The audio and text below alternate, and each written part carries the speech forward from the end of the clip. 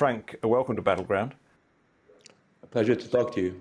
Frank, I sense from your writing and have reading your writing for some years, I sense that this particular issue is hit you emotionally. You like me, are probably quite shocked at the reaction there's been in the West to the Hamas atrocities.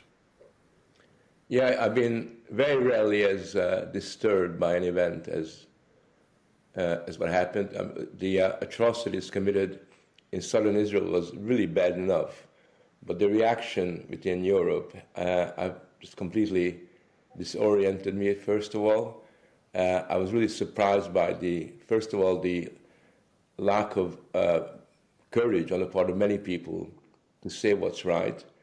But even worse, there were all these other people who actually supported Hamas and took the view that somehow what is an anti-Jewish pogrom was entirely excusable on the grounds that somehow these people are not quite equal to other human beings.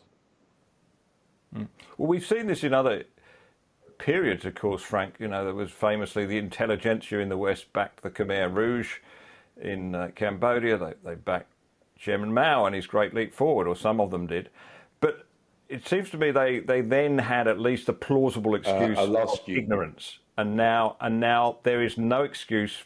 Ignorance is not an excuse for people who can see this on their mobile phones in their own pockets. Well, that's the thing. Usually when people commit atrocities, they hide it. And they pretend that they weren't involved in ethnic cleansing or any other horrible acts.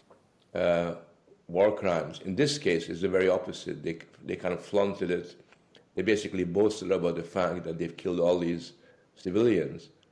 What was interesting was that the reaction among sections of the intelligentsia was to suggest that, in fact, the Jewish people that were killed were not civilians, because apparently all Jewish people in Israel are somehow either settlers or somehow complicit in acts of oppression. And therefore the argument was that it's quite okay to murder them because they don't count as kind of legitimate civilians. And what really surprised me was the almost like casual anti-Semitism that came out, this kind of casual anti-Semitism dressed up as really a legitimate act on the grounds that what was happening in Israel was the process of decolonization. And when you decolonize a society, then everything is permitted. Yeah,